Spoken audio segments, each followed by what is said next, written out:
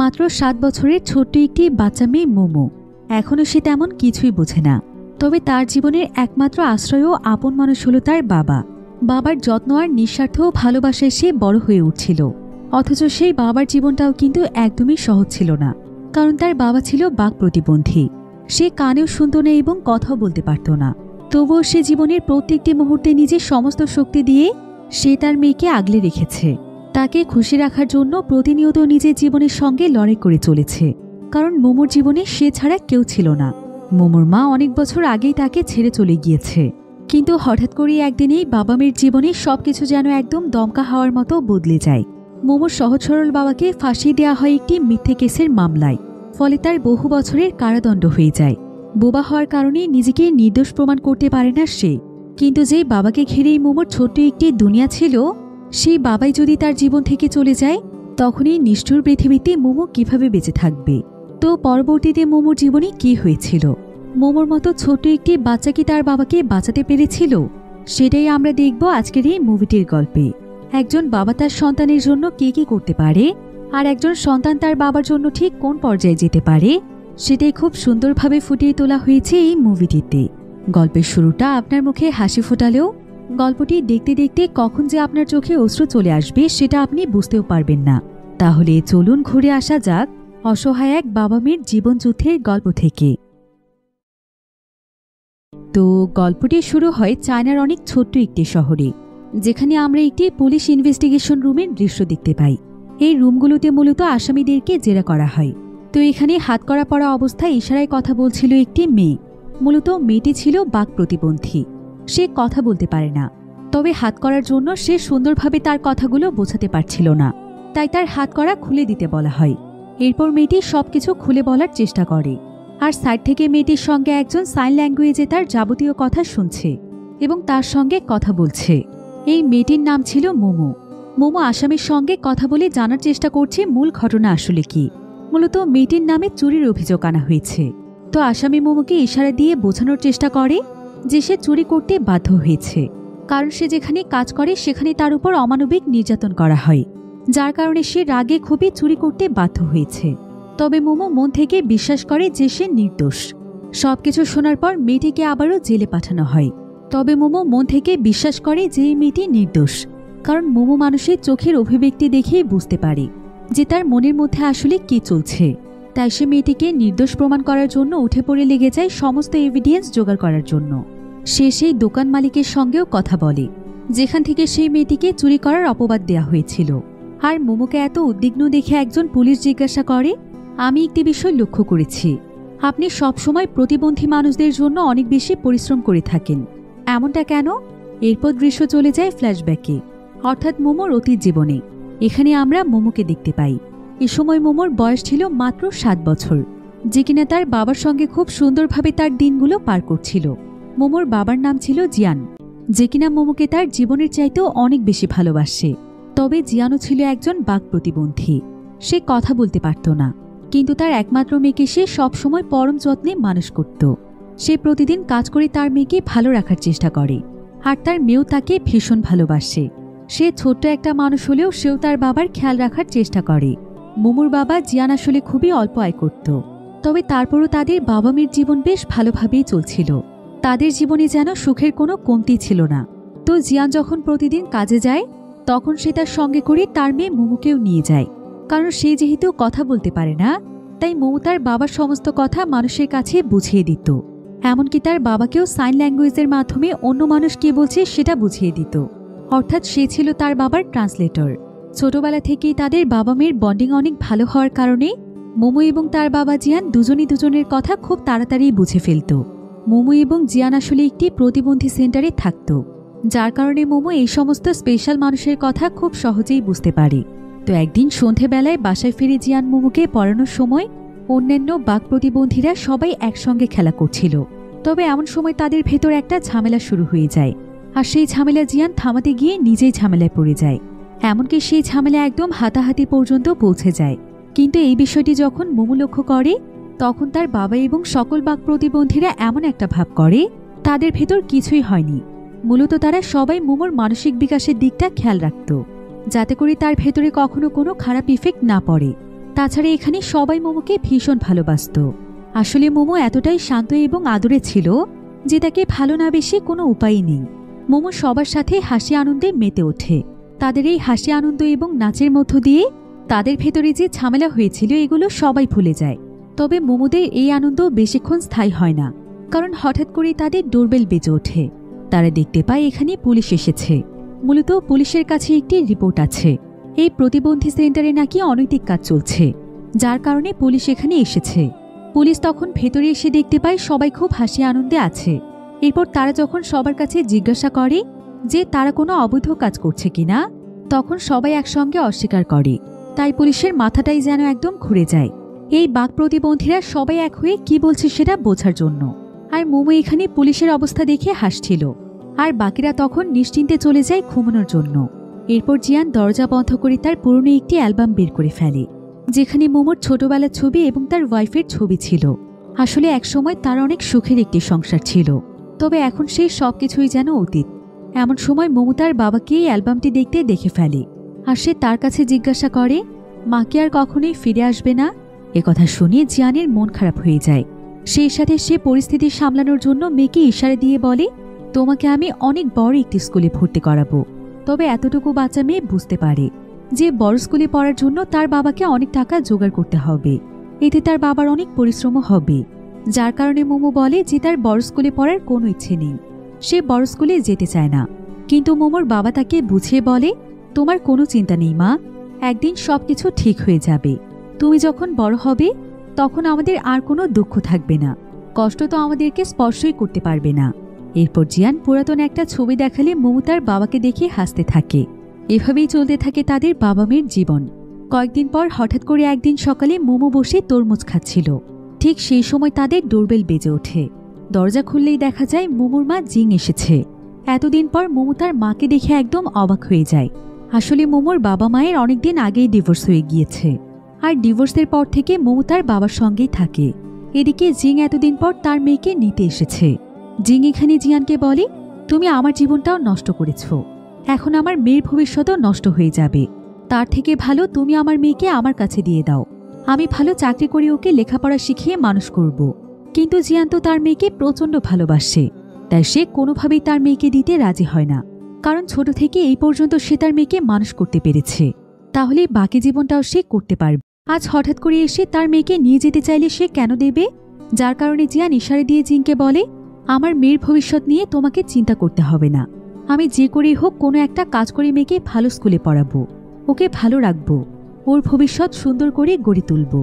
এরপর জিয়ান এসে তার বাক প্রতিবন্ধী বন্ধুদেরকে সবকিছু খুলে বলে। আর মোমোর মা জিংয়ের কথা শুনে সবাই প্রচণ্ড রেগে যায়, কারণ কেউ মোমোকে জিংয়ের কাছে দিতে চায় না। তাই তারা জিয়ানকে দ্রুত একটা কাজের ব্যবস্থা করতে বলে, কারণ মোমোর মা জিং যদি এখন কোনো মামলা করে দেয় তাহলে এই অজুহাতে সে তার মেয়েকে নিয়ে যেতে পারবে। জিয়ান তখন তাদেরকে এটাও বলে যে জিং তাকে এই হুমকিও দিয়ে গিয়েছে যে সে আদালতে মামলা করবে। তবে সেখানেই আবার আদালতের একজন আইনজীবী ছিল, যার নাম হচ্ছে লাবু। সে তখন জিয়ানকে এসে সান্ত্বনা দেয় এবং তার জন্য একটি কাজের ব্যবস্থা করতে পরের দিন সে তাকে তার একজন সহকারীর কাছে নিয়ে যায় এবং তার ড্রাইভার হিসেবে সেখানে জিয়ানকে কাজ ঠিক করে দেয়, যাতে জিয়ান ড্রাইভারি করে যেই টাকা পাবে সেই টাকা দিয়ে তার মেয়ের যাবতীয় খরচ চালাতে পারবে। এদিকে জিং আদালতে এসে উকিলকে টাকা দিয়ে তার দিকে রায় ঘুরিয়ে নেয়। কোর্টে জিয়ানকে ডেকে পাঠানো হলে জিজ্ঞাসা করা হয় জিয়ান তার মেয়েকে কোন ভালো স্কুলে ভর্তি করিয়েছে, কিন্তু জিয়ান তখন কিছুই বলতে পারে না। যার কারণে জিং আদালতের কাছে জানায় যে তাদের মেয়ে শুধুমাত্র তার কাছে থাকলেই ভালো থাকবে, তাই তাকে যেন তার মেয়েকে দিয়ে দেয়া হয়। সেই সাথে জিং আদালতে বলে, যখন আমাদের ভেতরে ডিভোর্স হয়েছিল তখন চুক্তি হয়েছিল যে মেয়েকে যদি সে ভালোভাবে দেখাশোনা করতে না পারে তাহলে মেয়ের দায়িত্ব সে পাবে। জিংয়ের এই সমস্ত কথা আদালতে জিয়ানকে একজন সাইন ল্যাঙ্গুয়েজার বুঝিয়ে বলে। এরপর জিয়ান আদালত থেকে খুবই হতাশ হয়ে তাদের বাড়িতে ফিরে আসে। জিয়ান এসে দেখতে পায় মোমো সবার সাথে এখানে কতটা আনন্দে আছে। সবসময় সে কোনো না কোনো দুরন্তপনা এবং ছুটোছুটিতে ব্যস্ত থাকে। এটা দেখে জিয়ানের মনটা আরও খারাপ হয়ে যায়, কারণ যে কোনো মুহূর্তে জিং এসে তার মেয়েকে নিয়ে যেতে পারে। তখন জিয়ান কি করে একা থাকবে, এসব ভেবেই যেন জিয়ানের চোখে অশ্রু চলে আসছিল। জিয়ান তখন কাউকে কোনো কিছু না বলে চুপচাপ তার রুমে গিয়ে বসে থাকে। আর কিছুক্ষণ পর সেখানে মোমো এসে তার বাবাকে জিজ্ঞাসা করে, বাবা তোমার কি হয়েছে? জিয়ান তখন তার মেয়েকে কি বলবে কিছুই বুঝে উঠতে পারে না। তবে জিয়ান হাল ছেড়ে দেয় না। সে খুব দ্রুত তার মেয়েকে একটি ভালো স্কুলে ভর্তি করাতে চায়, যাতে জিং তার মেয়েকে কোনোভাবেই না নিয়ে যেতে পারে। তাই পরের দিন জিয়ান ড্রাইভিংয়ের কাজ করতে যায়। সেখানকার মালিকের নাম ছিল মেয়ে। জিয়ান তখন মেয়েকে অনেক অনুরোধ করে বলে তার মেয়ে মোমোকে একটি ভালো স্কুলে ভর্তি করিয়ে দেওয়ার জন্য। কিন্তু প্রথমে মেয়ে এমনটা করতে রাজি হয় না, কারণ আজকেই ছিল তার কাজের প্রথম দিন। জিয়ান তখন তাকে বুঝিয়ে বলে, আসলে আমার মেয়ে খুবই ভালো এবং অনেক ট্যালেন্টেড। তুমি ওকে শুধুমাত্র একটি সুযোগ করে দিলে ভবিষ্যতেও ভালো কিছু করবে। এই বলে সে তার কাছে থাকা একটি ফোন বের করে এবং মেয়েকে মোমোর রেকর্ড করা একটি কবিতা শুনিয়ে দেয়, যেটা মোমো নিজে লিখেছিল। এবং সে তাকে এই শহরের সবচেয়ে বড় আর ভালো স্কুলে ভর্তি করানোর সিদ্ধান্ত নেয়। তাই মেয়ে তখন জিয়ান আর মোমোকে সাথে করে নিয়ে সে স্কুলে আসে এবং মোমোকে ভর্তি করানোর জন্য যাবতীয় সব ব্যবস্থা করে ফেলে। টিচার মোমোকে ভর্তি করার সময় কিছু প্রশ্ন জিজ্ঞাসা করে, কিন্তু মোমো টিচারের কথায় কোনো উত্তর দেয় না। সে এমন একটা ভাব ধরে থাকে যেন সেও বোবা, তার বাবার মতো সেও কথা বলতে পারে না। এটা দেখে ম্যাডাম একটু চিন্তিত হয়ে যায়। তখন মেয়ে ম্যাডামকে কনফারেন্স করে বলে, আসলে ও বাচ্চা মানুষ তো, তাই হয়তো আপনাকে দেখে ভয় পাচ্ছে। তখন মোমোর বাবা আর মেয়ে মোমোকে ইশারা করে কথা বলতে বলে, আর মোমো সঙ্গে সঙ্গে কবিতা বলতে শুরু করে। মোমোর চমৎকার কবিতা আবৃত্তি শুনে টিচার অনেক খুশি হয়ে যায়। সেই সাথে জিয়ানের মুখেও হাসি ফুটে ওঠে। আর এখানে টিচার বুঝতে পারে যে মোমো আসলে অনেক মেধাবী একটি বাচ্চা। তাই সে মোমোকে তার স্কুলে ভর্তি করে তাকে সুন্দরভাবে লেখাপড়ার সুযোগ করে দেয়। এরপর তারা বাইরে বের হলে জিয়ান আর মেয়ে একটু আলাদাভাবে কথা বলে। মেয়ে এখানে জিয়ানকে ইশারা দিয়ে বুঝিয়ে বলে, কোর্টে তোমার স্ত্রীর বিরুদ্ধে কেস লড়তে গেলে উকিলকে অনেক টাকা দিতে হবে। শুধু মেয়েকে স্কুলে ভর্তি করলে হয়ে যাবে বিষয়টি এমন নয়। স্কুলের যাবতীয় খরচ বহনের পাশাপাশি মেয়েকে ভালো রাখার জন্য খরচ আছে, এবং এই কেস থেকে রেহাই পেতে গেলেও তার জন্য অনেক টাকা খরচ করতে হবে। আর এই টাকাগুলো শুধুমাত্র ড্রাইভারি করে ম্যানেজ করা সম্ভব নয়। তারা এখানে ইশারায় বিভিন্নভাবে কথা বলে, ছায়ার সঙ্গে খেলা করে আনন্দ করতে থাকে। কারণ আজ রাতে ছিল মোমো আর তার বাবার সঙ্গে কাটানো শেষ রাত। কারণ পরের দিনই মোমোকে স্কুলের বোর্ডিংয়ে চলে যেতে হবে। তো পরের দিন সকালবেলায় মোমো যখন রেডি হয়ে স্কুলের জন্য বের হচ্ছিল, তখন তাদের প্রতিবন্ধী সেন্টারে সবাই মোমোকে বিভিন্ন গিফট দেয় এবং তাকে অনেক আদর করে। এসব কিছু দেখে মোমো বেশ ইমোশনাল হয়ে যায়, কারণ এখানকার সবাই ছিল তার বন্ধু। তাদেরকে রেখে দূরে থাকাটা তার জন্য অনেকটাই কষ্টকর।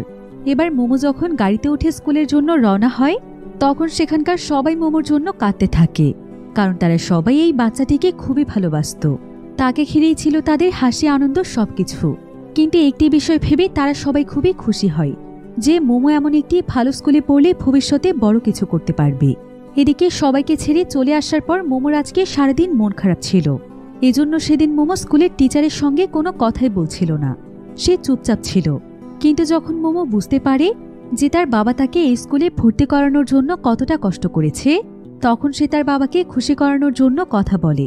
মোমো আসলে ছোট হলেও অনেক কিছুই বোঝে। এরপর মোমো চলে আসে তার স্কুলে।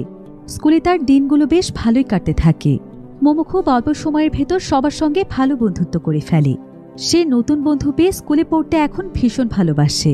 এদিকে জিয়ান লাবর কথা মতো মোমোর সঙ্গে থাকার জন্য একটি হোটেল ভাড়া করে নেয়। এখানে তারা বাবা মেয়ে একসঙ্গে থাকতে শুরু করে। তাই মোমোকে আর স্কুলের বোর্ডিংয়ে থাকতে হয় না। মোমো স্কুল শেষ করে তার বাবার কাজে সবসময় তাকে সাহায্য করে। এমনকি মোমো প্রতিদিন তার বাবার স্কুটিতে করে স্কুলে যায়। তার সব খরচ বহন করার জন্য জিয়ান আরও একটা নতুন কাজ খুঁজেছে, যাতে তার মেয়ের চলাফেরায় কোনো কষ্ট না হয়। তো একদিন মেয়ে রাতে জিয়ানকে ডেকে পাঠায় তার গাড়ি নিয়ে কোথাও বের হওয়ার জন্য। মেয়ের কল পেয়ে জিয়ান দ্রুত ছুটে আসে। তবে আজ মেয়ে তাকে বলে যে সে নিজে গাড়ি চালাবে আর পাশে বসে থাকবে জিয়ান। জিয়ান মেয়ের কথা মতো সবকিছু মেনে নেয়। তবে কিছুক্ষণ পর দেখা যায় যে মেয়ে গাড়ি চালাতে চালাতে উল্টো দিকে গাড়ি চালানো শুরু করেছে। এটা দেখে জিয়ান বারবার মেয়েকে এভাবে গাড়ি চালাতে নিষেধ করে। সে ইশারা করে তাকে গাড়ি থামাতে বলে, কিন্তু মেয়ে তার কোনো কথাই শুনছিল না। তবে এমনভাবে বেপরোয়া গাড়ি চালানোর পর হঠাৎ করে আরেকটি গাড়ির সঙ্গে তাদের গাড়ির অ্যাক্সিডেন্ট হয়ে যায়। আর এরপর ফাইনালি মেয়ে গাড়িটা থামায় এবং জিয়ানকে ইশারা দিয়ে বোঝায় তারা এই অ্যাক্সিডেন্টটা ইচ্ছে করে করিয়েছে। এটা সম্পূর্ণ তাদের প্ল্যান ছিল। মূলত মেয়ে গাড়ির অ্যাক্সিডেন্ট করিয়েছে কারণ তার এই গাড়িতে একটি ইন্স্যুরেন্স করা আছে। যদি কোনো অ্যাক্সিডেন্টে গাড়ির কোনো ক্ষতি হয়, তাহলে ইন্স্যুরেন্স কোম্পানি সমস্ত ক্ষতিপূরণের টাকা মেয়েকে দিয়ে দেবে। তো এবার কিছুক্ষণ পর জিয়ান গাড়ি থেকে নেমে দেখতে পায় যে অপর প্রান্তে যেই গাড়িটি অ্যাক্সিডেন্ট করা হয়েছে, ওই গাড়িতে আর কেউ নয় বরং লাবু রয়েছে। অর্থাৎ লাবু আর মেয়ে দুজন মিলে এই প্ল্যান করে তাদের গাড়ির অ্যাক্সিডেন্ট করিয়েছে। এমনকি জিয়ান এটাও দেখতে পায় যে গাড়ির যতটুকু ক্ষতি হয়েছে তার থেকে বেশি ক্ষতি করার জন্য লাবু গাড়ির রেঞ্জ নিয়ে গাড়িটিকে আঘাত করে এবং ইচ্ছেমতো গাড়িটিকে ভাঙতে থাকে, যাতে ইন্স্যুরেন্স কোম্পানিকে বলতে পারে এই গাড়িটি রোড অ্যাক্সিডেন্টে ক্ষতি হয়েছে। এসব কিছুর জন্য জিয়ান আজকে অনেক রাত করে হোটেলে আসতেই হোটেল ম্যানেজার জিয়ানকে অনেক কথা শোনায়। সেই সাথে তার বকেয়া হোটেল ভাড়াও দিয়ে দিতে বলে এবং তাকে ওয়ার্নিং দিয়ে বলে, যদি 2 দিনের ভেতর তুমি হোটেল ভাড়া না দাও তাহলে তোমাকে আর তোমার মেয়েকে হোটেল থেকে বের করে দেব। একথা শুনে জিয়ান অনেক দুশ্চিন্তায় পড়ে যায়। এখন সে কি করবে কিছুই বুঝতে পারছিল না, কারণ তার কাছে টাকা ম্যানেজ করার কোনো উপায় ছিল না। তবে পরের দিন জিয়ান দেখতে পায় যে সত্যি সত্যি মেয়ে সে ইন্স্যুরেন্স কোম্পানি থেকে অনেক টাকা পেয়েছে, যার কারণে সে অনেক চিন্তা ভাবনা করে সে ইন্স্যুরেন্স কোম্পানির সঙ্গে দেখা করতে যায়। আর সেখানে সে মেয়ার লাবুদের বসের সঙ্গে দেখা করে। মূলত লাবু আর মেয়ে একটা চক্র হয়ে এই কোম্পানির সঙ্গে প্রতারণা করে চলছে দিনের পর দিন। তাদের এই চক্রটির কাজ হচ্ছে বড় বড় গাড়ি ইচ্ছাকৃতভাবে অ্যাক্সিডেন্ট করিয়ে বীমা কোম্পানি থেকে টাকা নেয়া। তো সেই প্রতারক চক্রের প্রধান জাওয়ের সঙ্গে জিয়ান দেখা করে। জিয়ান খুব ভালোভাবেই জানে যে জাওয়ের কাছে সে কোনো ভালো কাজ পাবে না, তারপরও সে অভাবে পড়ে এখন খারাপ রাস্তা বেছে নিয়েছে। তবে এমনিতে সে অনেক সৎ একজন মানুষ। তো দেখা যায় জাও জিয়ানকে তার সম্পূর্ণ কাজ খুব ভালোভাবে বুঝিয়ে দেয়। আসলে এখন মোমোকে তার কাছে রাখার জন্য আদালতে তাকে প্রতি মাসে মোটা অঙ্কের টাকা দিতে হবে, যার কারণে জিয়ান এই কাজটি খারাপ জানা সত্ত্বেও কাজটি করতে রাজি হয়ে যায়। তবে এই কাজটি করতে প্রতিদিন রাতেই তাকে গাড়ি নিয়ে বের হতে হবে, কারণ এই কাজগুলো রাতের আধারেই করতে হয়। এরপর দেখা যায় জিয়ান প্রতিদিন রাতে একা একা মোমোকে ঘুম পাড়িয়ে রেখে হোটেল থেকে বেরিয়ে আসে। আর সে যাওয়ার কথা মতো বিভিন্ন গাড়ি অ্যাক্সিডেন্ট করায়। যাই হোক, একদিন এমনভাবে গাড়ি অ্যাক্সিডেন্টের উদ্দেশ্যে জিয়ান বের হলে সে বারবার করে গাড়িটিকে চালিয়ে সেটাকে অ্যাক্সিডেন্ট করাতে থাকে, কারণ গাড়িটি সহজে ভাঙছিল না। কিন্তু এতে করে জিয়ানও তার শরীরে অনেক আঘাত পায়। অ্যাক্সিডেন্টে গাড়ির কাঁচ ভেঙে জিয়ানের মাথায় কাঁচের টুকরো ঢুকে যায়। তবে তারপরও জিয়ান বিন্দুমাত্র পিছপা হয় না, কারণ সে জানে যে এই কাজটি করতে পারলে সে অনেকগুলো টাকা পাবে, তার মেয়ের ভবিষ্যৎটিকে ভালোভাবে গড়তে পারবে। তাই সে হাজার কষ্ট হলেও মোমোর জন্য প্রত্যেকটি কাজের জন্যই প্রস্তুত ছিল। প্রথম মোমো এই বিষয়গুলো তেমন একটা বুঝতে পারত না, কিন্তু পরবর্তীতে সে লক্ষ্য করে যে তার বাবা আগের চাইতে অনেকটাই ক্লান্ত থাকে। সব সময় তার চোখে মুখে ঘুমের রেশ লেগে থাকে। এমনকি মাঝে মাঝে সে তার বাবার শরীরে আঘাতের চিহ্ন দেখতে পায়। বাবার শরীরে এভাবে ক্ষত দেখে মোমো বেশ ভয় পেয়ে যায়। এমনকি প্রায় সময় মোমো তার বাবার কাছে জিজ্ঞাসা করে, আচ্ছা বাবা, সত্যি করে বলো তো তোমার কি হয়েছে? কিন্তু তার বাবা জিয়ান তাকে কোনো উত্তরই দিত না। এমনকি সে মোমোকে নিয়ে যখন গার্ডেনে যেত তখন মোমো অসহায়ের মতো তার বাবার মুখের দিকে তাকিয়ে থাকত। আগের মতো সে তার বাবার সঙ্গে খেলা করতে চাইত। সে সবসময় তার বাবার চোখে মুখে আগের বাবাকে ফিরে পেতে চাইত। তার বড় স্কুলে ভর্তি হওয়ার আগেই তার বাবা অনেক ভালো ছিল, সবসময় সে হাসি খুশি থাকত। কিন্তু এখন কেন যেন সবসময় মন মরা হয়ে থাকে। আসলে জিয়ানি অবৈধ কাজ করে ভেতরে ভেতরে অনেক অনুতপ্ত বোধ করছিল। এদিকে মোমো এখন ভেতরে ভেতরে সবসময় চিন্তা করতে থাকে যে বড় স্কুলে ভর্তি হওয়ার পর থেকেই তার বাবা পরিবর্তন হয়ে গিয়েছে। তাই একদিন সে তার বাবাকে গার্ডেনের দোলনায় বসিয়ে খুব আগ্রহ নিয়ে বলে, আমি নতুন একটা খেলা খুঁজে পেয়েছি, তুমি কি আমার সঙ্গে খেলবে? এরপর সে তার নতুন খেলনা দিয়ে তার বাবার সঙ্গে খেলা করতে শুরু করে। সে মুখে বাঁশের একটা বাঁশি নিয়ে খুব সুন্দরভাবে বাজাতে শুরু করে। আসলে ক্লাসে তাদেরকে এই বাঁশি বাজানো শেখানো হয়েছে। মোমোর এত সুন্দর বাঁশি বাজানো দেখে জিয়ান অনেক ইমোশনাল হয়ে যায়। যেহেতু জিয়ান কোনো কিছুই কানে শুনতে পেত না, কিন্তু সে তার মন দিয়ে অনুভব করতে পারে যে তার মেয়ে কতটা সুন্দরভাবে বাঁশি বাজাচ্ছে। বাবাকে এত খুশি দেখে মোমো অনেকদিন পর বেশ খুশি হয়। এরপর জিয়ান মোমোর হাত থেকে খেলনা বাঁশিটি নিয়ে তাকে বাজিয়ে শোনাতে থাকে। এতে করে মোমো অনেক খুশি হয়। তার চোখে যেন আনন্দে পানি চলে আসে। অনেকদিন পর তার বাবা তার সঙ্গে আবারও আজ খেলা করছে। এরপর জিয়ান মেয়ার তাদের বস যাওয়ার সঙ্গে দেখা করে তার প্রাপ্য টাকা চাইলে তারা জিয়ানকে কোনো টাকা দিতে অস্বীকার করে। কারণ হিসেবে তারা জিয়ানকে বলে, তোমার ওই গাড়িটাকে আরও আঘাত করা উচিত ছিল। তুমি যে আঘাত করেছ এতে ইন্স্যুরেন্স কোম্পানি আমাদেরকে কোনো টাকাই দেবে না। এরপর আজ রাতে তাকে তারা আবারও একটি নতুন কাজে যেতে বলে, আর টাকার জন্য জিয়ানও রাজি হয়ে যায়। তো রাতে যখন জিয়ান তার মেয়েকে ঘুম পাড়িয়ে চুপি চুপি হোটেল থেকে বেরিয়ে যাচ্ছিল, ঠিক তখনই মোমো তাকে দেখে ফেলে। মূলত মোমো আজ রাতে ঘুমোয়নি, কারণ সে আজকে তার বাবাকে ফলো করতে চাইছিল। এরপর জিয়ান বেরিয়ে যাওয়ার সাথে সাথে মোমো তার পেছন পেছন দৌড়ে বেরিয়ে যায়। কিছুক্ষণ পর মোমো দেখতে পায় তার বাবা আলাদা একটি পোশাক পরে একটি গাড়িতে উঠে পড়েছে। মোমো তখন তার বাবার সাথে লুকিয়ে লুকিয়ে ওই গাড়িতে উঠে পড়ে। এবং তার চোখে ঘুম থাকায় সে গাড়ির ভেতরেই ঘুমিয়ে যায়। আর কিছুক্ষণ পর দেখা যায় জিয়ান সেই গাড়িটি চালাতে চালাতে সামনে একটা গাড়ির সঙ্গে অ্যাক্সিডেন্ট করাতে যাবে, কিন্তু ঠিক সেই মুহূর্তেই মোমোর ঘুম ভেঙে গেলে দেখে সামনে থেকে একটি গাড়ি বেপরোয়াভাবে তাদের দিকে এগিয়ে আসছে। এটা দেখে সে দ্রুত তার বাবাকে পেছন থেকে ধাক্কা দিতে শুরু করে। তবে যেহেতু তার বাবা কানে শুনতে পায় না, তাই এখানে আওয়াজ করেও কোনো লাভ নেই। মোমো অনেক চেষ্টা করেও তার বাবাকে কিছুই বলতে পারে না।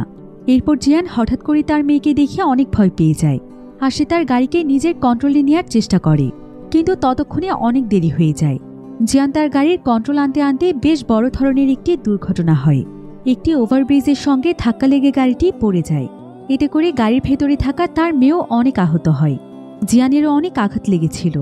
তারপরও সে দ্রুত গাড়ির ভেতর থেকে তার মেয়েকে বের করে দেখতে পায় যে মোমোর অবস্থা খুবই খারাপ। সে এখন এই অবস্থায় তার মেয়েকে নিয়ে কোথায় যাবে, কি করবে কিছুই বুঝতে পারছিল না। এরপর সে তার মেয়েকে কোলে নিয়ে সামনের দিকে ছুটতে থাকে। আশেপাশে এখন একটি গাড়িও ছিল না।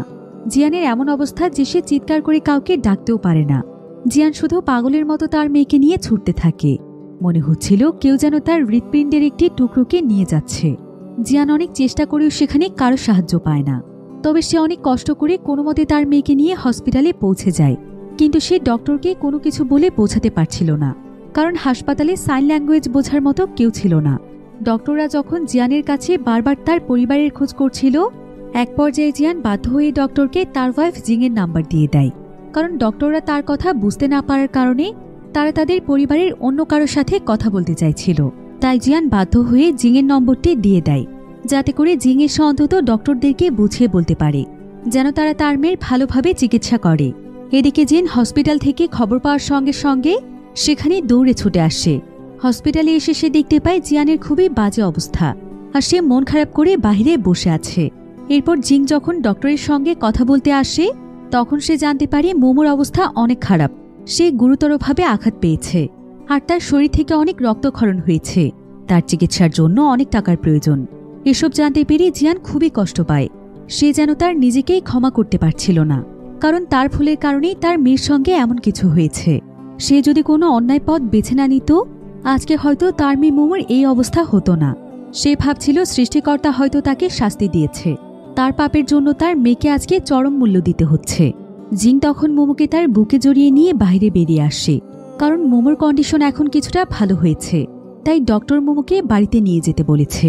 তবে মোমোর এই অবস্থা দেখে জিং তো জিয়ানের উপর প্রচণ্ড রেগে যায়।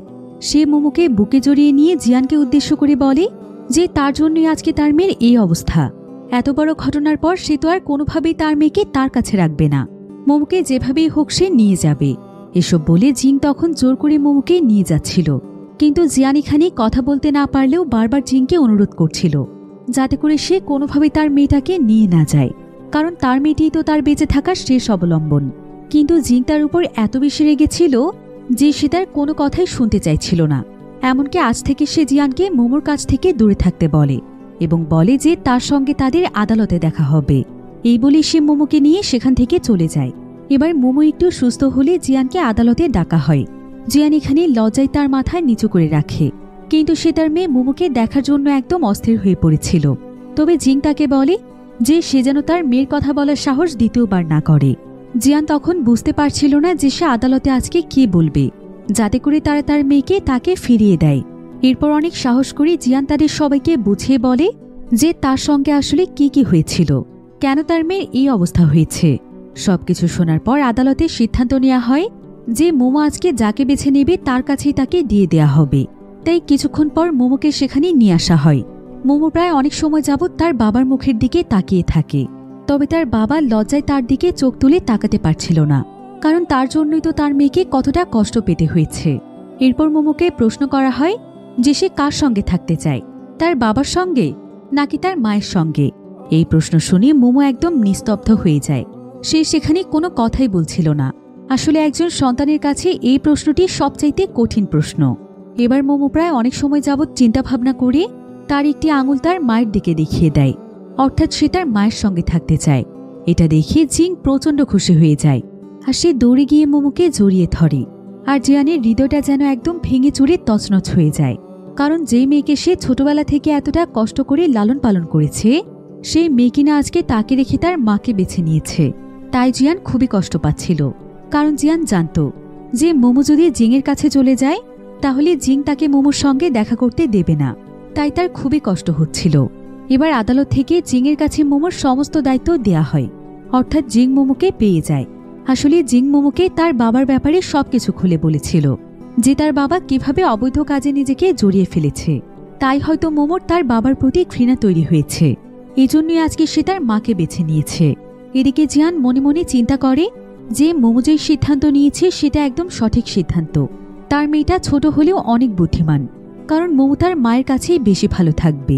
আর সে তো বাবা হিসেবে একজন অযোগ্য মানুষ, তা না হলে সে কি এতটা কেয়ারলেস হতে পারত? তাই জিয়ান মোমোর জন্য কষ্ট পেলেও একদিক থেকে তার ভালোই লাগছিল যে মোমো এখন অন্তত ভালো থাকবে। এরপর আস্তে আস্তে মোমোর তার মায়ের সঙ্গে প্রায় বেশ কয়েকদিন সময় পার হয়ে যায়। মোমো আস্তে আস্তে স্বাভাবিক হওয়ার চেষ্টা করছিল। মোমোর মা জিং এখন প্রতিদিন মোমোকে স্কুলে দিয়ে আসে এবং নিয়ে আসে। আর এদিকে দেখা যায় জিয়ান প্রতিদিন তার মেয়ে মোমোর স্কুলের সামনে এসে দাঁড়িয়ে থাকে, আর সে দূর থেকে একবার করে হলেও মোমোকে এসে দেখে যায়। তবে সে এই কাজটি লুকিয়ে লুকিয়ে করত। আসলে তার ভেতরে এখন সবসময় একটি অপরাধবোধ কাজ করত, যদিও সে বর্তমানে সেই অবৈধ কাজটি ছেড়ে দিয়েছে, কারণ এখন আর তার টাকার কোনো প্রয়োজন নেই। যে ছোট্ট মানুষটির জন্য তার টাকার প্রয়োজন ছিল সেই তো এখন তাকে ছেড়ে চলে গিয়েছে। এদিকে আমরা মোমোকে দেখতে পাই, যদিও এখন মোমোর কাছে প্রায় সবকিছুই ছিল, কিন্তু মোমোর মা আসলে মোমোকে খুব একটা সময় দিতে পারত না। সে তার বর্তমান হাজবেন্ড এবং বাচ্চাকে নিয়ে তার সময় পার করত, আর মোমোর ওপর যে যে দায়িত্ব রয়েছে সেটা সে পালন করত। তবে মোমোর বাবা যেমন সবসময় তার সঙ্গে খেলা করত, তাকে হাসাতো, এমনটা তার মা করতে পারত না। তাই মোমো আস্তে আস্তে তার বাবার অভাব বুঝতে শুরু করে। তার এখন সবসময় তার বাবার কথা মনে পড়তে থাকে। সে যখন বাহিরে অথবা স্কুলে যাওয়ার জন্য বের হয়, আশেপাশে তার চোখ দুটো যেন তার বাবাকেই খুঁজতে থাকে।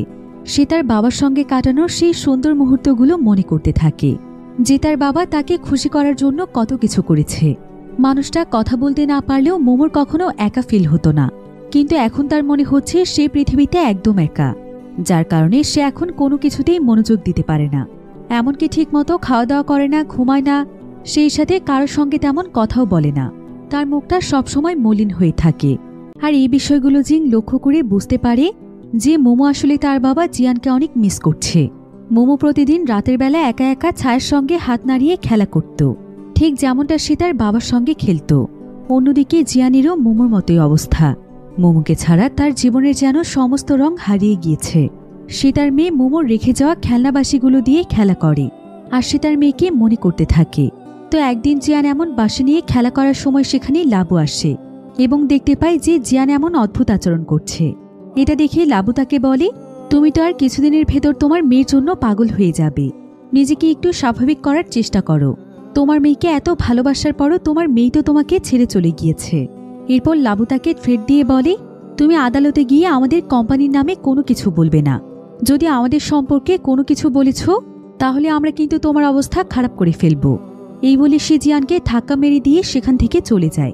মূলত লাবু একটি খবর পেয়েছিল যে জিয়ান সেদিন আদালতে তাদের সেই ইন্স্যুরেন্সের ব্যাপারটি বলে দিয়েছে, তবে সে তখনও তাদের নাম প্রকাশ করেনি।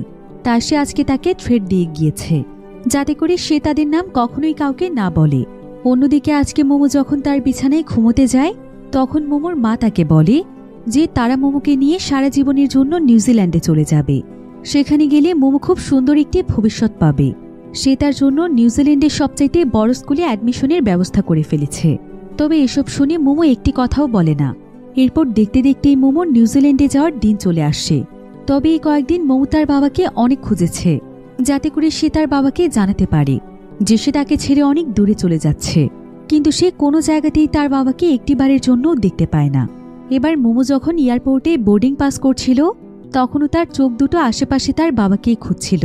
এবার মোমো যখন বোর্ডিং পাস করে ফেলে, তখন সে তার পরিচিত একটি খেলনার আওয়াজ শুনতে পায়, যেটা দিয়ে সে তার বাবার সঙ্গে খেলা করত। এদিকে দেখা যায় যে জিয়ান কোনোভাবে তার মেয়ের এই খবরটি জানতে পেরেছে, তাই সে তার মেয়ের সেই খেলনাটি নিয়ে ছুটে এসেছে, যাতে করে তার মেয়ে খেলনাটির শব্দ শুনে তার দিকে তাকায়, কারণ সে তো কথা বলতে পারে না। তাই সে পেছন থেকে ডাকলেও তো তার মেয়ে শুনবে না। এজন্য জিয়ান তখন অনবরত সেই খেলনাটি দিয়ে আওয়াজ করছিল। আর অবশেষে মোমো তার বাবাকে দেখতে পায়। মোমো এতে ভীষণ খুশি হয়ে যায়। সে তখন দৌড়ে সেখানকার একটি গ্লাসের কাছে চলে যায়, যেখান থেকে তার বাবাকে একদম স্পষ্ট দেখা যাচ্ছিল। তার বাবাও তাকে দেখতে পায়। এতদিন পর মোমো তার বাবাকে দেখতে পেয়ে কান্নায় ভেঙে পড়ে। মোমো তখন কাঁদতে কাঁদতে তার বাবাকে ইশারা দিয়ে তার বাবার কাছে ক্ষমা চায়। আর সে তাকে বলে, বাবা, তুমি এটা ভেবো না যে আমি তোমাকে ঘৃণা করে তোমার কাছ থেকে দূরে সরে এসেছি। আমি জানি তুমি যা কিছু করেছ আমার জন্য করেছ, আর আমার জন্য তোমাকে বারবার বিপদে পড়তে হয়। তাই আমি মায়ের কাছে এসেছি যাতে করে তুমি আমার জন্য আর কোনো বিপদে না পড়ো, আর কোনো খারাপ কাজে যেন নিজেকে জড়িয়ে না ফেলো। কিন্তু আমি তোমাকে ছাড়া থাকতে পারবো না বাবা। তোমাকে আমি অনেক ভালোবাসি। আমি তোমাকে ছেড়ে কোথাও যেতে চাই না। আমি তোমার সাথেই থাকতে চাই। তবে মোমোর বাবা তখন তাকে বুঝিয়ে বলে যে মোমো যে সিদ্ধান্ত নিয়েছে সে একদম সঠিক সিদ্ধান্ত নিয়েছে। সে তার মায়ের কাছে অনেক ভালো থাকবে, আর তার মায়ের সঙ্গে বিদেশে গেলে তার ভবিষ্যৎ অনেক ভালো হবে। পরবর্তীতে সে যখন ইচ্ছে তখনই তার সঙ্গে এসে দেখা করতে পারবে। মোমোর এইটুকু স্যাক্রিফাইসে তার পুরো জীবনটাই বদলে যাবে। সে অনেক সুন্দর একটি জীবন পাবে। এভাবে জিয়ান তার মেয়েকে বোঝায়, আর সে তার মেয়েকে তার মায়ের কথা শুনতে বলে। সে মোমোকে এটাও বলে যে মোমো যদি নিউজিল্যান্ডে গিয়ে ভালোভাবে লেখাপড়া করে আর সে তার জীবনে ভালো কিছু হতে পারে, তবেই জিয়ানের জীবনে সবচাইতে বড় স্বপ্ন পূরণ হবে। তাই মোমো যেন সেখানে গিয়ে তার বাবার স্বপ্ন পূরণ করে। মোমো তখন তার বাবার কথায় রাজি হয়, আর সে তার বাবাকে বলে যে সেখানে যাওয়ার পর তার বাবা যেন তাকে প্রতিনিয়ত চিঠি পাঠায়, এতে তার মন কিছুটা ভালো হবে। এরপর সে তার বাবাকে বলে যে চলে যাওয়ার আগে সে তার বাবাকে একবার জড়িয়ে ধরতে চায়। তাই তার বাবাকে সে বোর্ডিং গেটের সামনে আসতে বলে। তার বাবা তখন সেদিকে দৌড়ে ছুটে যায়। মোমো তার বাবার কাছে যাওয়ার জন্য ছুটে চলে যায়। কিন্তু যখনই তারা বাবা মেয়ে বোর্ডিং গেটের কাছে আসে, ঠিক তখনই কিছু পুলিশ এসে জিয়ানকে অ্যারেস্ট করে। তারা তাকে মাটিতে চেপে ধরে। মোমো তখন তার বাবার জন্য চিৎকার করে কাঁদছিল, কিন্তু মোমোর মা জিং এসে তখন তাকে জোর করে সেখান থেকে নিয়ে যেতে চাইছিল। এদিকে জিয়ানও একটিবার তার মেয়েকে খুব করে জড়িয়ে ধরতে চাইছিল, কিন্তু পুলিশেরা তাকে এবং মোমোকে টেনে হিঁচড়ে আলাদা করে দেয়। মোমো বাবা বাবা বলে চিৎকার করে কাঁদতে থাকে, আর জিয়ানও অনবরত তার মেয়েকে ডাকার চেষ্টা করতে থাকে। কিন্তু তারা বাবা মেয়ে দুজনেই ব্যর্থ হয়। আর বাবা মেয়ের এমন দৃশ্য দেখে এয়ারপোর্টে দাঁড়িয়ে থাকা সবার চোখে পানি চলে আসে। তবুও সমাজের নির্মম নিয়ম তাদের দুজনকে শেষবারের মতো কাছে আসতে দেয় না। মোমোর মা মোমোকে নিয়ে সেখান থেকে চলে যায়, আর জিয়ানকে পুলিশেরা অ্যারেস্ট করে থানায় নিয়ে যায়। কারণ পুলিশেরা ইনভেস্টিগেশন করে সেই গ্যাংটি সম্পর্কে জানতে পেরেছিল, যারা কিনা ইন্স্যুরেন্স কোম্পানির সঙ্গে প্রতারণা করে চলছে। আর তাদের নামের লিস্টের মধ্যে জিয়ানেরও নাম ছিল। তাই পুলিশ আজকে জিয়ানকে অ্যারেস্ট করে নিয়ে গিয়েছে। এখন এই সমস্ত কিছু নিউজে দেখানো হচ্ছিল, যেটা মোমো টিভির মাধ্যমে দেখতে পায়। সে দেখে যে তার বাবাকে সহ অনেক মানুষকে টেনে হিঁচড়ে থানায় নিয়ে যাওয়া হচ্ছে। এটা দেখে মোমোর খুবই কষ্ট হচ্ছিল, কারণ মোমো এটা অনেক ভালোভাবেই জানে যে তার বাবা আসলে কোনো অপরাধী নয়, বরং তার জন্যই তার বাবার আজকে এই পরিণতি। মোমো তখন কাঁদতে কাঁদতে তার মাকে বলে, জানো মা, আমি সেদিন আদালতে তোমাকে কেন চুজ করেছি? যাতে করে আমার জন্য বাবাকে এই কাজটি না করতে হয়। হয়তো বাবার জীবনে আমি না থাকলে বাবার জীবনটা অনেক সুন্দর হতো। আজকে বাবার এমন পরিণতি হতো না। আমার জন্যই টাকা উপার্জন করতে গিয়ে বাবার আজকে এই অবস্থা হয়েছে। জানো মা, আমি বাবাকে অনেক ভালোবাসি। তারপরে আমি বাবার ভালোর জন্য বাবাকে ছেড়ে তোমার কাছে চলে এসেছি। আর বাবাকে আমি কিভাবে না ভালোবেসে থাকতে পারি বলো? কারণ ছোটবেলা থেকে তো আমি দেখেছি যে কিভাবে আমার বাবা আমাকে আগলে রেখেছে, কত যত্ন নিয়ে আমাকে মানুষ করেছে, কত কষ্ট করে আমার ছোট ছোট ইচ্ছেগুলো পূরণ করেছে। অথচ তুমি যখন আমাকে ছেড়ে চলে গিয়েছিলে, তুমি একটিবারও আমার খবর পর্যন্ত নাওনি।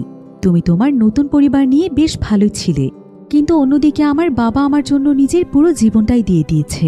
মোমোর মতো ছোট্ট একটা মানুষের মুখে এসব কথা শুনে মোমোর মা আজকে প্রথমবারের মতো নিজের ভুল বুঝতে পারে।